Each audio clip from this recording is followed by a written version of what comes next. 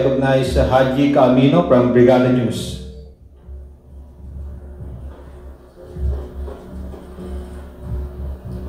Sige po. Good morning po mga kongs. For my first question siguro yung kahapon po muna kasi sa press conference po ni VP Sara, sabi po niya ay politically motivated daw po yung naging hearing ng Good Government and Public Accountability yesterday. So your thoughts on this po na politically motivated daw po and wala naman daw pong wrongdoings ang OVP. Thank you po.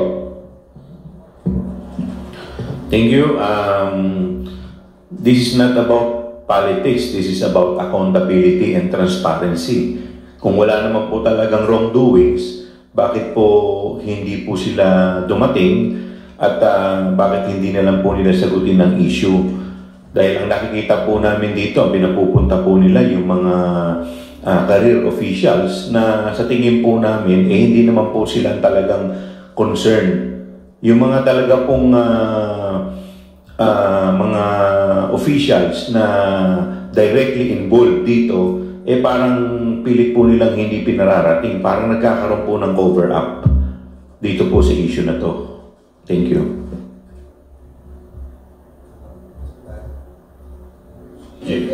Okay, I think the easiest gateway, as always, is politically motivated. Ano na yan basang-basa na yung ganyang justification. And ako naniniwala ako that we are living in this world na talagang merong politika ang lahat ng bagay. I'm always saying that yung dito sa gobyerno, there will always be politics. Hindi naman pwedeng walang politika And even in the different field natin, maraming politika even sa media, meron tayong politics involved, di ba? Kaya yung politically motivated, I think we need to change the narrative na politically motivated to. Alam na natin yan kasi nasa government tayo And we are elected people and we are all politicians. Kaya ang tingin ko, yung sinasabi na politically motivated, granted na po yan. Kasama na po sa equation yan. So I hope that we will be stopped using the word politically motivated. Actually, yung Blue Ribbon Committee, gusto lang makita kung ano yung totoo at yung katotohanan kung paano ginasta ng opisina ng Vice President, ng Office of the Vice President, yung kanyang confidential fund, at saka kung paano ginastos ng Department of Education sa pamumunan ni VP Sara, yung kanyang confidential fund din. At sa totoo lang, nalulungkot ang committee dahil kung sino yung mga taong involved, katulad ni Acosta at saka yung kanyang chief of staff, hindi pinapapunta ni Vice President Sara dahil sila naman talaga yung may responsibility regarding dun sa confidential fund dahil siya yung disbursing officer. At sana wag niya nang pagtakpan kasi nga tama naman si Chairman Joel na parang nagkakaroon ng cover up kung sino yung mga taong wala namang kinalaman, yun yung pinapapunta nila. Samantalang yung mga taong may responsibility regarding dun sa kung paano ginastos yung pera ng ating pamahalaan, yun yung hindi niya pinapapunta. Plus yung sinasabi niya na hindi daw totoo yung mga resibo na ipinapakita, na ipinakita sa committee, galing mismo sa ano yun galing mismo sa Commission on Audit yun. Commission on Audit yung nagbigay sa committee, kaya hindi po pwedeng sabihin ni VP Sara na peke yun. Katulad ni katulad ni Mary Grace Piatos, sila ang naglagay ng pangalan doon. Alam naman natin na hindi totoo 'yon. Gawa-gawa na lamang nila 'yon. So kailangan harapin nila yung responsibilidad sa kung ano yung ginawa nila at kung paano nila niliquidate yung paggamit ng kanilang confidential fund. Siguro hindi nila akalain na scrutinize masyado yung kanilang pag-liquidate, kaya ganoon na lang yung ginawa nila. Tandaan natin, pera yan ng gobyerno, pera yan ng mamamayan, kailangan merong transparency at kailangan may accountability. And VP Sara should be accountable kung ano yung ginawa nila sa Office of the Vice President patungkol sa confidential fund at saka bilang Secretary ng Department of Education sa confidential fund ng DepEd. To add lang po siguro, no, on the first part of the question, yung politically motivated, I think our colleagues mentioned it already pretty well. Kung alala po natin, we've already wanted to discuss yung CIF funds nung sa budget appropriation hearings pa lang. At that time, sinabi na po nila, politically motivated, not the right venue. Ngayon na meron committee with the proper jurisdiction, sasabihin na politically motivated na naman, baka not the proper venue, hindi raw in aid of legislation. So when would be the right time to talk about the misuse of confidential intelligence funds? I don't think it would be fair to demean the committee by saying po na politically motivated po ito. It takes away the truth of the matter na ang hinahanap po natin ay transparency and accountability. Now with that said po, na on the second question, wala pong wrongdoing yung OVP. Evidence would suggest otherwise. I think this is not to prejudge the case, but despite the Vice President refusing to take her oath, despite the refusal to appear on behalf of some OVP officials, despite the refusal to cooperate, lumalabas at lumalabas pa rin po yung katotohanan. Through documentary evidence and through testimony of other witnesses, nakikita po natin parang to the extent of the compartmentalization, ng utilization ng CIF, nakikita po natin the way that the office has operated. And to say that there's no wrongdoing, I'm not sure, I could be mistaken, but in the history of our republic, I don't think the COA has ever flagged yet a national agency for misuse of confidential and intelligence funds. This would be the first time. The mere fact na may red flag, yun po yung naging cause ng committee hearing na to. So it begs a question, yung nakikita natin ngayon sa mga witnesses, sa resource persons, sa documentary evidence, is there a modus operandi being conducted within the office? Yun po yung gusto namin malaman at parang yun po yung nakita natin. And we still hope, we extend that invitation, sana po mag-attend yung mga invited resource persons at mag-cooperate for the sake na po na maging transparent na po sila. Yun na po. Ako naman, susugan ko lang yung sinabi ni Kong Rog, no, na ang mandato ho ng committee ito ay i-determine yung accountability ng public officers. In fact, it is very clear in the rules, no, na kung merong malfeasance, misfeasance, and non-feasance committed by any public official, then it is the mandate and it is the duty of this committee to initiate investigation. Now, we're not saying guilty ang mga taong naimbestigahan dito. Kaya nga kailangan makita kung ano ba yung mga dokumento that will prove otherwise, no, that there was no malfeasance, misfeasance, or non-feasance.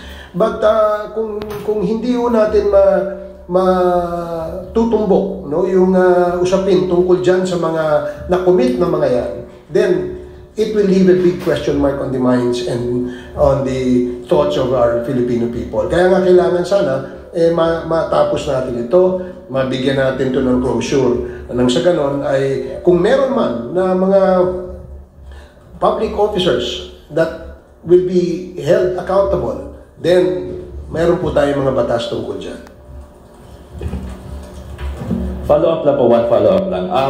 Sabi po ni VP, yung ibang officials ng OVP, busy raw po na mag-prepare sa anniversary ng OVP. And if I'm not mistaken, parang this week po yata yung anniversary ng Office of the Vice President. And do you think na dahil yung mga ihinarap kahapon sa pagdinig yung mga career officials, meron po bang parang pag-shield dun daw sa mga close-in aides ng Vice President? Thank you po. Kagaya nga po ng binanggit namin kanina, actually, hindi naman po ito yung first time na sila ay maimbitahan. This is actually the 5th committee hearing. From day 1, hindi na po sila umattend at never na po sila nakipag-cooperate sa amin. At kung amin pong titignan, parang nga pong itong cover-up. Parang nagkakaroon po ng cover-up dito at talaga naman yung mga directly involved dito po sa isyung to, sa confidential fund, ay talagang hindi nila pinapupunta.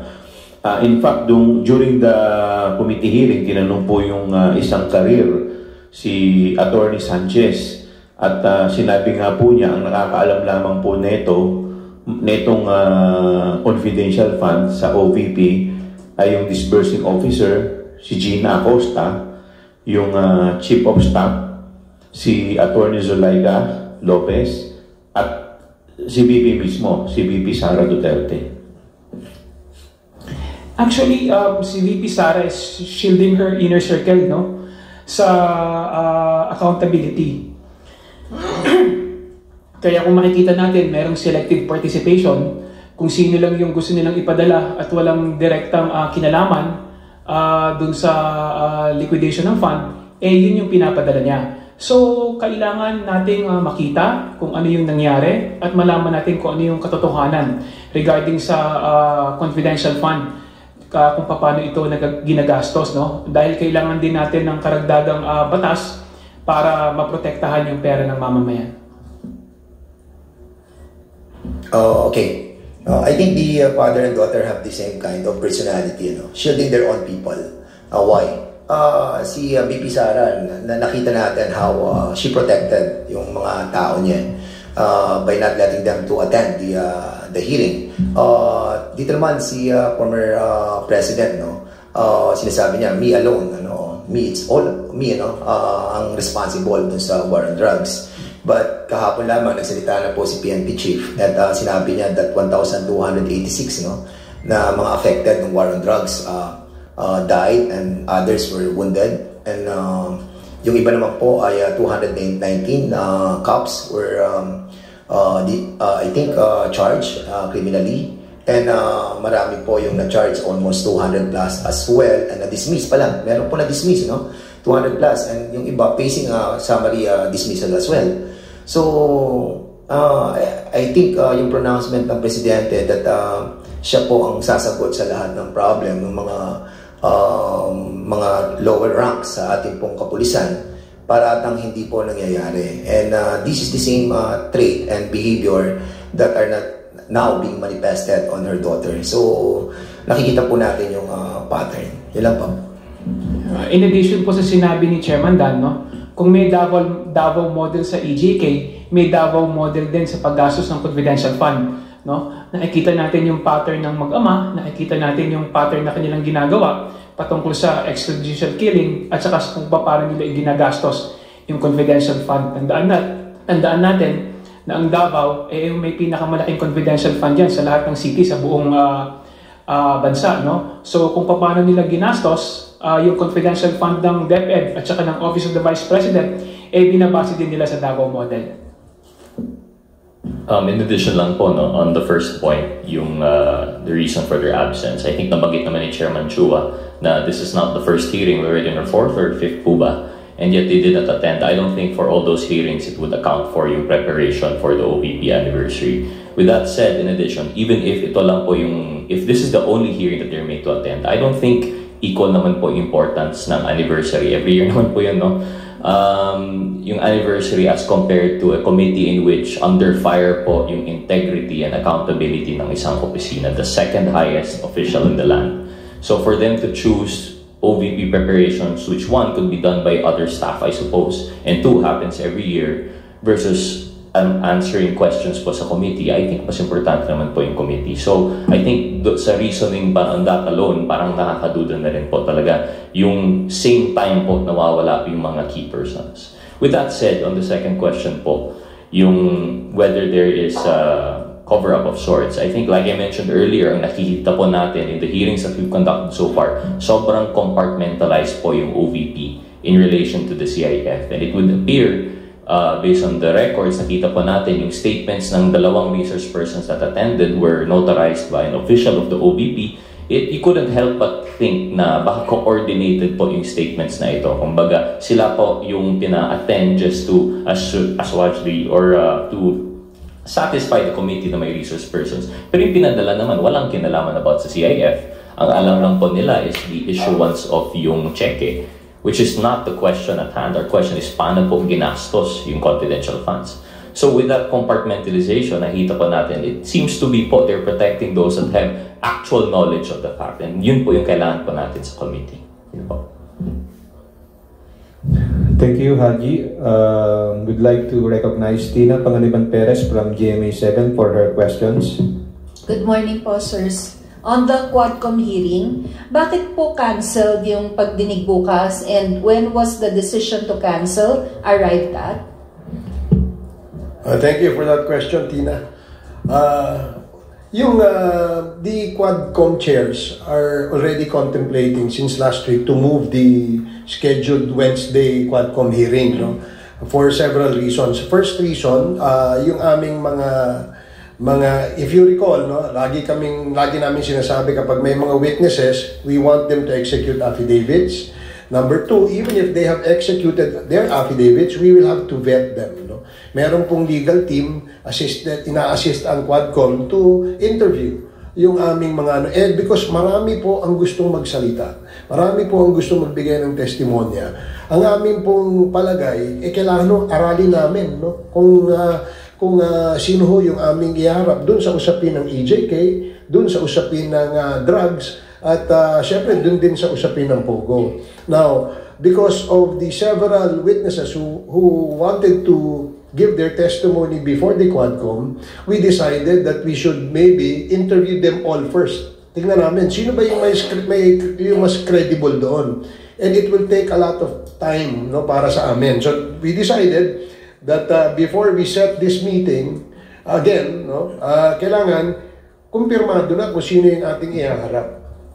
Sino yung mga witnesses na pwedeng magbigay ng kanilang saraysay na ika nga ay may credibility. Kasi gaya nung sinasabi ko sa inyo noon, marami yung gustong tumistigo.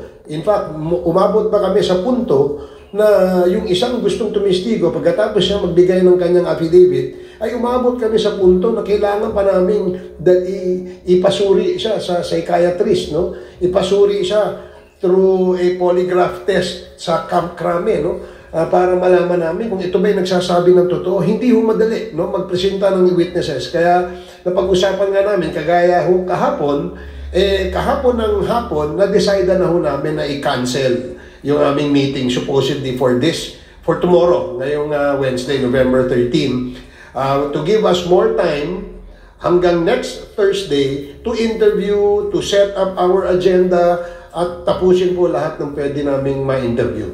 That is the reason why we have to cancel. Actually, 2 days ago, nag-decide na kami dyan eh. A week ago pa, pinag-uusapan na natin, Chairman. And then suddenly, kahapon parang last night, parang nakakita tayo na attend na raw sila. And ang problem natin dyan, we have already notified yung mga resource persons, especially yung mga galing sa Cebu, yung mga victims. And at the same time, meron po kami binibet na galing sa Isabela and I think one also from the north. And suddenly, naka-receive tayo ng mga ganong pronouncement that he will be attending. But of course, hindi pa naman po yun official na galing po sa former president that he will be attending on tomorrow's hearing. Unless and until that we have received any copy from him, then most likely. But it's hard to na makapag-alala po tayo tomorrow because yung pronouncement and the invitation to other resource persons were already being cancelled. Dagdagan ko lang yung sinabi ni Kong Dan, no? Kahapon pa na-cancel na namin yung aming hearing eh. At 6:30 p.m., the Quadcom chairs have already informed the Secretariat to send out notices to all our members and to all our invited resource persons na hindi po hindi po natin matutuloy yung ating hearing ngayong Wednesday, no? At all these notices via email, via digital and Viber notices, pinadala na ho yan kahapon pa lang. And wala ho kaming wala ho kaming confirmation pa kung sino yung a-attend eh. Wala naman ho nagsabi sa amin na may a-attend na sa Wednesday because as early as yesterday, we have already sent out cancellation notices. Kaya wala namang nagulat lang kami ngayon na meron palang gustong umattend, no? Welcome naman po yan sa atin. Kaya lang, na-cancel na po natin. And just to let everybody know that we have already postponed it for November 21st, Thursday next week. So lahat po ng inimbitahan namin na kinancel namin ay iimbitahan ho namin ulit. Nang sa ganoon, mahaba-haba ho yung preparasyon, mahaba-haba yung oras para maka-attend dito sa aming Quadcom hearing sa next. Mr. Chairman, baka iniisip ko rin during the time that we have discussed that on Sunday, I think we finalized on Sunday. Baka may mga chairman na mole doon sa pag-uusap na. Just kidding. Pero we already decided last Sunday pa po at pinormalize lang po namin yan kahapon. And that's the reason why we already have a meeting yesterday. Unfortunately, may mga gatong issue na darating daw po. And I think it's hard for us to really send invitation again to those who have been cancelled resource persons. And kung wala naman talagang direct statement ang ating former president na darating siya, tingin namin propaganda lang yung lumalabas ngayon sa internet, no, sa social media na darating siya. Kasi gusto rin namin dumating siya dahil pinagbantaan nga niya yung mga congressmen na sinasabi niya, sisipain daw niya, wala namang virtual cake. Diba? So, mas maganda sana dumating siya dahil willing naman si Chairman Dan na magpasipa sa former president. Virtual cake. Tsaka napakahirap naman po kung na-cancel na isang committee hearing. Para mag-imbita ka na naman, you need at least 3-day notice sa mga i-invite ninyo. So, masyado na pong short yung ilang oras. In fact, yun nga yung mga naging reason kung bakit po kami nag-issue ng subpoena for the second time. Na-reissue po namin because we are following our rules dito po sa House. Sir, yung si Attorney Panelo kasi yung isa sa mga nag-confirm na pupunta raw po si former President. Tapos, with the cancellation of the hearing, may mga posts po kasi online saying na baka naduwag daw yung Quadcom. Alam mo, unang-una, hindi naman si Attorney Panelo inimbitahan namin. Di ba? It was the former President ang aming inimbitahan. And we were informed that the lawyer or the counsel of the former president, where we also received letters from the law office of Attorney Delgra. Yun lang ang hinihintay namin na information. So kung social media, wala akong pupunta. Kung nagtatawag kayo ng mga vloggers, parang disrespect yan sa atin dito sa sistema ng ating imbitasyon. Do not invite in the social media. Kung gusto nyo, sumagot kayo, sulatan nyo kami. Diba? Sulatan nyo kami kung kayo ay pupunta. Hindi yung sa social media kayo magsasalita. Of course, we appreciate the fact that pupunta ang ating dating Pangulo dahil yun naman po ang request ng ating mga kasamahan sa Quadcom, no? Na magkaroon ng talakayan, magkaroon ng palitan ng idea tungkol dito sa usapin sa EJK at usapin sa drugs, no? Na kung saan ay centerpiece ng kampanya ng ating dating administrasyon. Kaya nga gusto sana nating marinig mismo mula sa ating dating Pangulo kung ano yung mga kasagutan na kanyang ibibigay dun sa mga tanong na pinaghandaan ng ating mga Quadcom members. So, wag po natin I noticed also that there are several comments from the vloggers of I don't know which camp is that, no? Saying na wala pong naduduwag dito. Ganito ho, para malinaw. Sa 21 meron kaming hearing. Yan ho, punta ho tayo dito. Pagkatapos ng 21, let us know kung kailan kayo pwede. Because we will schedule another Quadcom hearing on the date convenient for you, on the date na gusto ninyo, para ho mailatag natin ng maayos ang ating imbitasyon. And reminder also as well, Mr. Chairman, as what Chairman Ju mentioned a while ago, that there is a 3-day ruling that are being followed by the committee. So kailangan po ma-inform din po kami officially.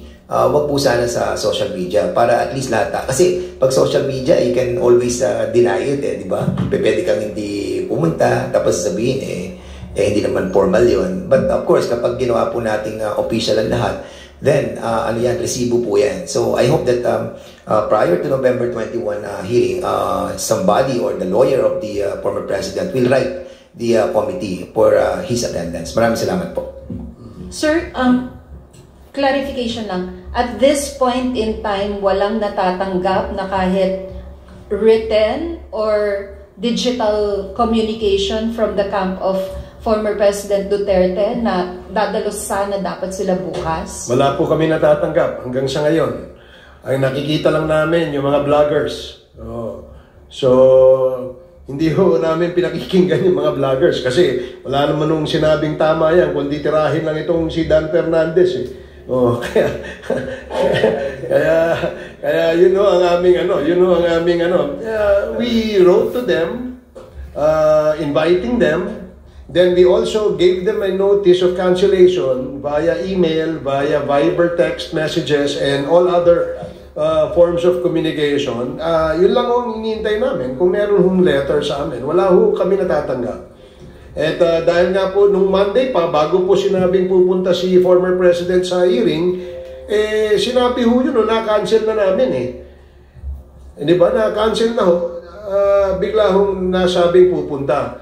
Hindi naman ho ganun ang proseso. Di ba? Ang proseso, may imbitasyon kami at hinihintay namin yung reply. But even prior to the reply to our invitation, ay na-cancel na po namin.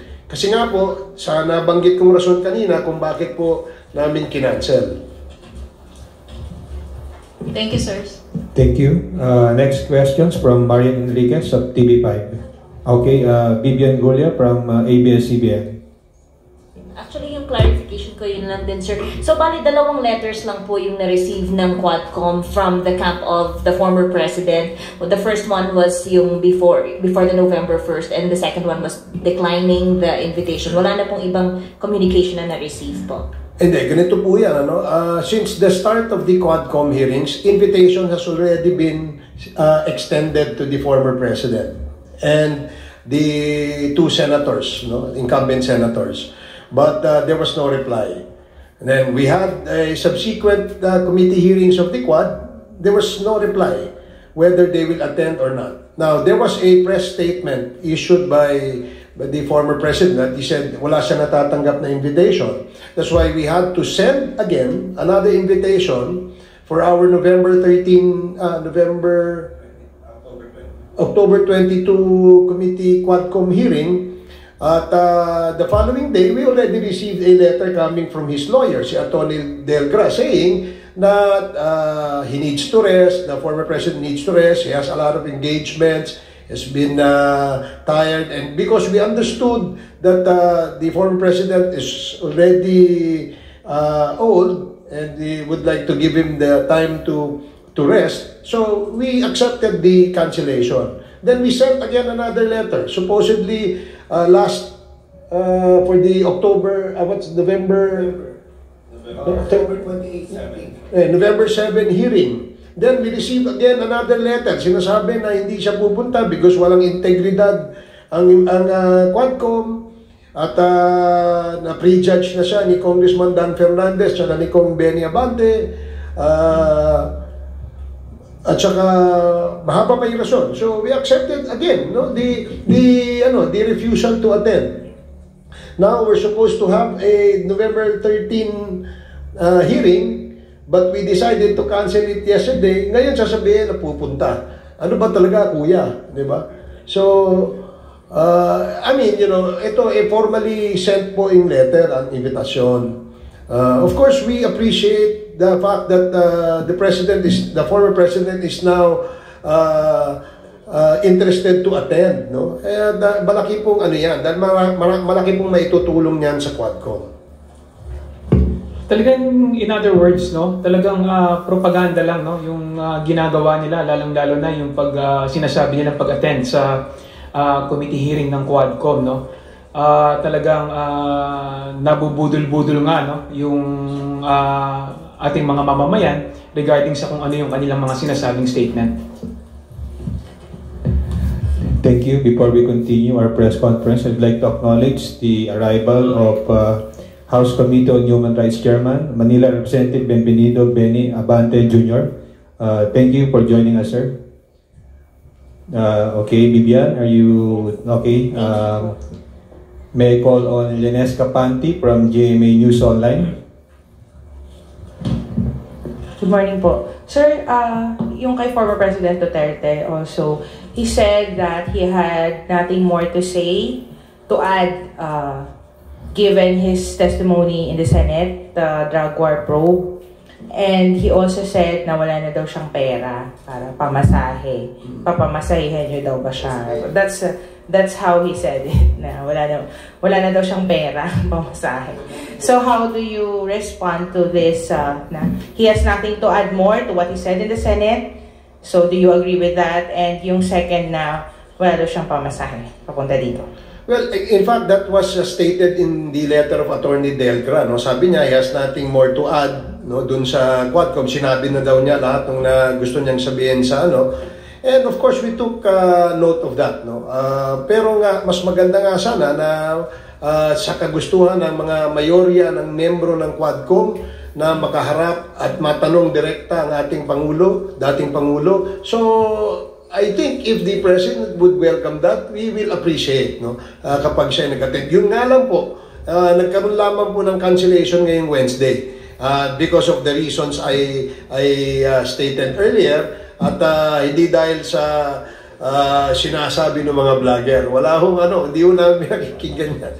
Nababasa-basa lang po natin yan. Kung sa mga pamasahe naman, nag-usap-usap ang mga chairman. Ang pinakamalaking ambag ay si Congressman Dan gusto lamang malaman kung ilan sila, no, so that we can also accommodate at ma-arrange din po yung mga accommodation. And at the same time siguro we have to make it formal, no? I-formalize natin lahat kasi nga pag yung sa social media tayo nagsagutan, I think it will not be proper, no? At maliligaw po tayo, especially yan, nagpo-pronounce sila that they will be attending and it's not even coming from the president, di ba? So we are governed by the rule of law and we are governed by the rules of the committee. And I hope that kung talagang a-attend po ang presidente, now is the right time to notify the committee, especially November 21 pa naman yan, malayo pa, Thursday pa. So we have all the time, no, para i-prepare. Ang problem talaga, alam nyo, mahirap din naman po yung bukas maghihiring na po kami. E di somebody will accuse us that we are, kumbaga, binibreak namin yung own rules namin of the 3-day notice. Kaya sana po, no, ibalik na po natin yung tamang proseso para na sa ganun, we will be guided accordingly. Chairman Abante. Just lang sir, to add, yung sinabi niyang wala siyang pamasa, it was a press conference. It was not a social, hindi siya galing sa vlogger. He had a press conference and he said na yun nga, wala daw siyang pamasahe. Well, nasagot na po ni Chairman Ace Barberson tungkol dito. So, we're willing to chip in kung talagang kinakailangan, no? If really the president wants to come, hindi namin siya pipilitin, no, according to his condition, a health condition or mental condition. Kami naman we would like the people to know that we have high respect for the former president, and we really want to, to hear his side of the issue. Kahit na po marami siyang nasabi sa Senado, it's up to him actually. It's up to him. Hindi naman niya sinabi personally na pupunta siya. It was actually his lawyers who said it. So, it's up to him. If you'd like to come, very much welcome po siya. Just like to add lang po on the first point, kasi po our only basis is yung letter ni Attorney Delgra. I don't know yet the sentiments of the former president, but when the committee invites resource persons, it's not only for them to have any unilateral pronouncements, but we also have questions. So pag sinasabi po nila they have nothing more to say, I think kami po sa committee ay marami pong katanungan. So we hope that they do reconsider. When he appeared before the Senate and he made those pronouncements, I think it left more questions than answers. So on the topic lang po, no, sinasabi na they have nothing more to say. I hope that they could reconsider, take the invitation, and then answer the questions of our members. Thank you, Yaneska. Gab Lalu from Inquirer Online. Please proceed with your questions. Sir, just a quick follow-up. Kasi na-mention po yung advanced age ni former President Duterte. Pero if I recall, in one of the hearings before the Quad Committee was formed, parang pumunta po si former Senate President Juan Ponce Enrile, di ba? to explain dun sa CESA. May ganun din po. Parang kumbaga kung nakapunta po si former Senate President Enrile, bakit hindi makakapunta si...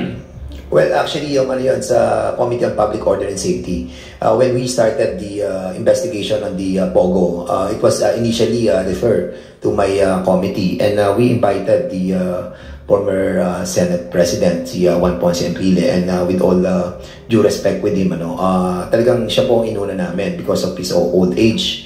And lahat na po ng mga questions that wanted to be asked about dun sa I think executive order number I forgot 53 ata o 54 about sa POGO ay tinanong na po kay former Senate President, and after which ay pinayagan na po namin na makauwi po si Juan Ponce Enrile, and we hope that sana gano'n nga din po ang gawin, no? Kasi naman lahat naman po ng members dito, no, we just have to establish lang po doon sa hearing that kailangan po talagang ano po natin yung proper decorum, no, at sana walang uttering of bad words, no, para at least yung respect bigat sa di ba, respect din at siguro kung gano'n ang magiging tema ng ating pong hearing on November 21, magiging maayos din po katulad nung kay Senate Juan Ponce Enrile. And we hope that we will have a proper and dignified hearing on November 21 with the presence of the former President. Para lang malinaw, yung aming decision to cancel the hearing ay kahapon po yon, Lunes, no? Lunes, dahil po ang susunod na hearing ay sa Miyerkules. Pero last week pa ho, napapag-usapan namin yun dahil nga tuloy-tuloy yung aming vetting sa aming mga witnesses. So we decided na mukhang kukulangin tayo sa oras at sa araw para matapos natin yung interview namin dun sa mga gustong mag-testigo. So we decided yesterday ng hapon na i-cancel na ito. And immediately, the Secretariat sent notices to all the resource persons, to all the invited guests, and ating pong mga members. No? Wala hong confirmation na may pupunta si dating Pangulong Duterte. Wala hong ganong information. In fact, nalaman lamang namin na pupunta siya, no, dahil nga marami daw kumakalat sa social media. But we already canceled. We sent out notices of cancellation kahapon pa ho. So, ang confirmation nila came after we already canceled. So, sa susunod, huwag nyo na i-cancel. November 21 po ang aming next invitation. And if you wish to attend, we will appreciate. If you do not, then please let us know ahead of time. Sir, just another follow-up. Usually po ba gaano katagal yung response time ng mga resource persons? For example, if you sent out the invitation last, kunyari, Monday, how long do resource persons reply? Well, depende sa yung iba immediately they reply, no. Meron na kaagad mga receipt, no, yung mga notices, no, meaning they acknowledge that they already received the cancellation notice. Yung iba naman, it takes a while, no, minsan 2 hours, 3 hours, minsan nga hanggang kagabi meron pa nagpadala ng notice at 10:35 p.m. Formal notice of cancellation was sent to Attorney Delgra at 9:23 p.m. And an email also was sent to him at 10:35 p.m. So, sumagot lang siya this morning at 7:14 a.m. this morning. So, we already advised him, but basta ang aming objective ay ma-advise sila prior to the date, the scheduled date of the committee hearing, so that hindi na rin po sila maabala. Wala, it was just a acknowledgement receipt of the cancellation. Yun lang ang So meaning, they knew already na canceled na yun kagabi pa, no? Because it was already sent, eh. So, yun ang Ngayon lang namin nalaman na meron palang interest to attend ang ating dating Pangulo sa Wednesday, where we have already canceled nung Monday.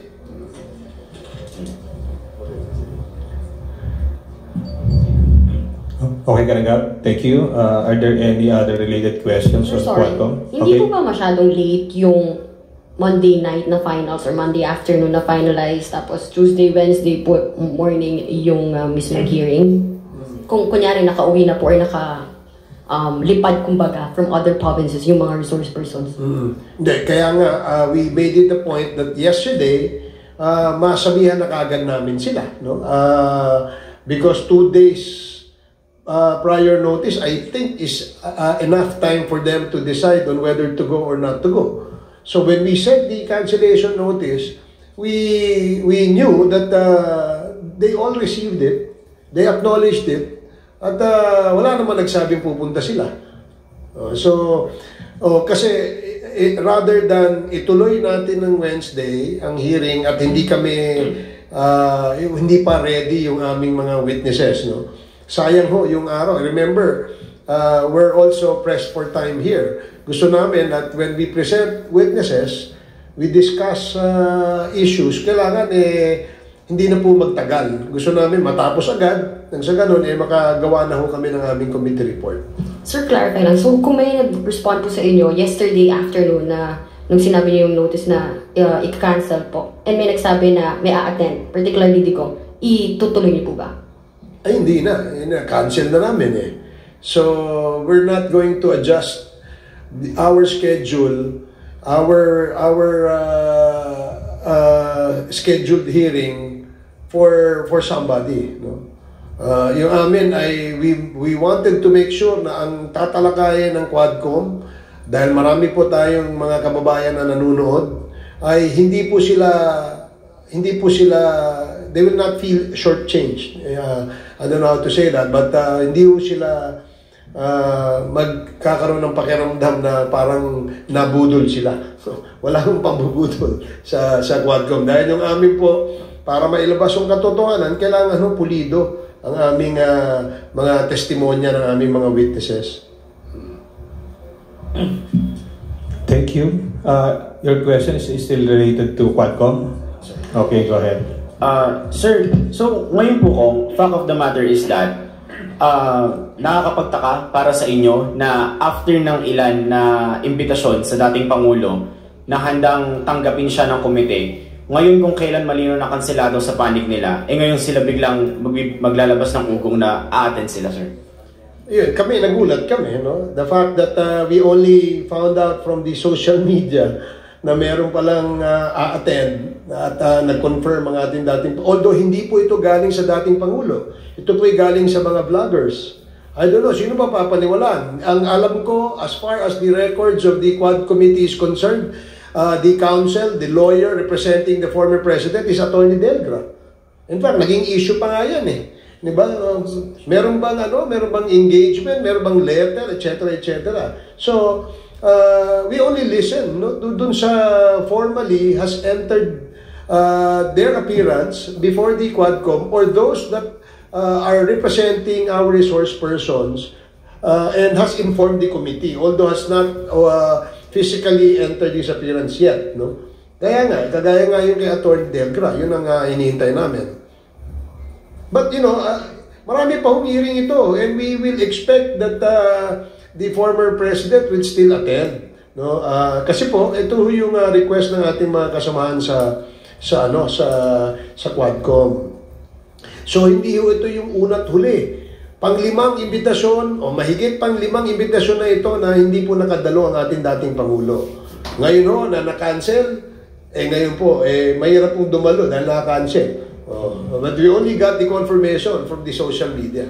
So kung ngayon na may nangyaring ganito, kung sa susunod na pagdinig ay hindi magpakita ang dating Pangulo, how will the committee treat? Ako, I really don't know. Kasi ngayon, mahaba-haba yung oras na pwedeng mag-decide, no, ang ating dating Pangulo. No?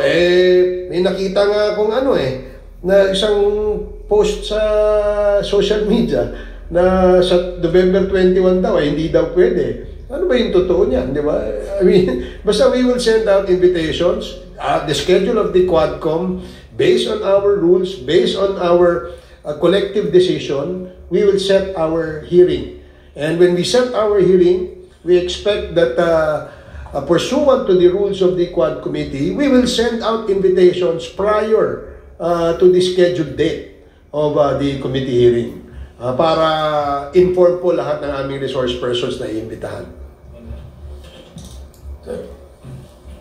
Saka, bakit sa social media namin kukunin yung confirmation, di ba? I mean, kami naman, sumusulat naman kami officially. Hindi namin inaano sa social media na, iniimbitahan namin si dating Pangulo, di ba? I mean, it's a personal letter to him, no? Ng Quadcom. So, ine-expect din po namin na yung lawyer niya, tatawagan din kami, sabihin sa amin kung makakatin o hindi. In fact, nung nabasa ko yung reason kung bakit hindi makakatin ng Pangulo yung last invitation namin, akala ko talaga hindi na siya mag-a-attend sapagkat sinabi niya rin sa mga reason niya na hindi siya naniniwala rin sa aming investigasyon. Pangalawa, nasabi niya lahat dapat niya sabihin sa Senado. So, sa akin, I thought na talaga hindi siya mag-a-attend because of those reasons. Thank you. Thank you, Earl. Okay, go ahead, Rosalie Cos from UNTV. Almost same question with Marian kay Kong Barbers po. Kasi you said contemplating po last week pa kung itutuloy o hindi, and the invitation to former President was sent on November 11. If po na nag-confirm yung camp ni former President Duterte even before kayo mag-decide na i-cancel, you will push for the investigation and you will accommodate him kahit siya lang. Kung itutuloy namin? No, yung hearing hindi naman para lang kay former President But yung pong fact na nagbigay sila ng communication that he will attend even before mag-cancel po kayo. Well, kapag may confirmation ng ganyan, we will have to make do with the witnesses that we have already interviewed. Kaso wala naman kami nakuha confirmation So we will not, that's why we decided yesterday that we had to cancel it. Kasi kung na-inform kami, maaaring natuloy namin yun. Di baling ilan lang yung aming witnesses para hindi ho tayo umabot ng madaling araw. Kasi I'm sure abutin na naman ng 2:00 na madaling araw kung sakasakali. Actually, in addition to that, Chairman Ace and I were talking over the phone kanina, and I told him, pwede nating ituloy na si former President lang yung ating guest, resource person. But unfortunately, na-inform na yung mga resource person, like for example, yung mga victims na luluwas na naman dito, syempre yung pamasahe nila, tapos yung accommodation as well. So, kanina, hindi pa naman final yung pag-uusap namin. But of course, after a while, na-confirm ko na hindi lang natin talaga itutuloy because of the, katulad na sinabi ni Chairman Chua, meron din kasi talagang rules na nag-govern sa atin And we will be breaking our own rules at hindi magandang tignan yun. At kaya nga, we decided na rin talaga na huwag na ituloy. Kasi nga, ang premise din natin, ang premise ko rin naman, they will galvanize the situation that tayo yung umaatras doon sa pagdating niya. But as I've said, meron tayong sinusunod na rules dito, kaya dapat yun po yung sundin natin. At ayan na naman, gano'n na naman November 21, meron pa naman November 28, meron pa naman December. So I think we still have a lot of elbow room para pag-usapan at yung i-formalize yung pagdating niya.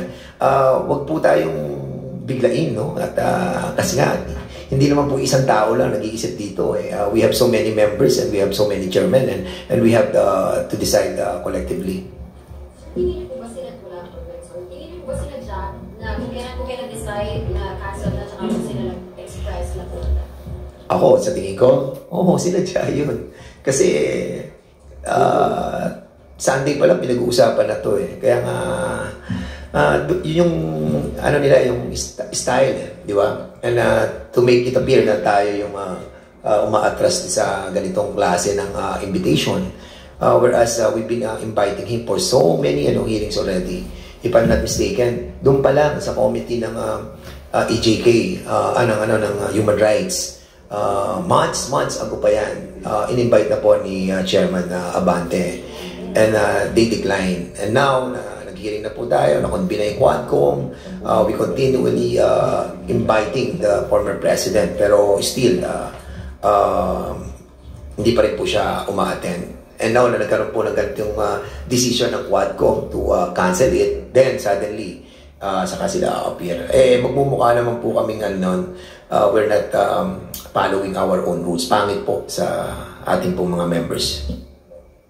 Dagdagan ko lang, no? Wala kasi namang formal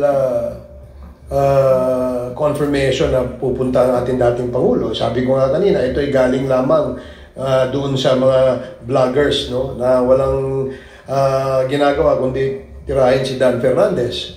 So, again, no, yung pong next hearing namin November 21, yung gustong magpaimbita, magsabi na ho kayo para mapadala namin kayo ng invitation. No? You can send us through the email. May I get the email number, Comsec? So I can, those who wants to be invited, marami ho mukhang marami nagsasalita sa social media gusto nyo maimbita, pipilitin ho namin na ma-accommodate kayo, no? Hindi ho namin mapapangako, pero yung mga, syempre yung mga hindi po namin ma-accommodate, pwede naman din po kayo pumunta, pero doon ho kayo sa reserved seat intended for guests. Pero as resource persons, meron hong reserved seat yan para sa aming resource persons. So kung gusto nyo maimbita, padala nyo kami ng sulat.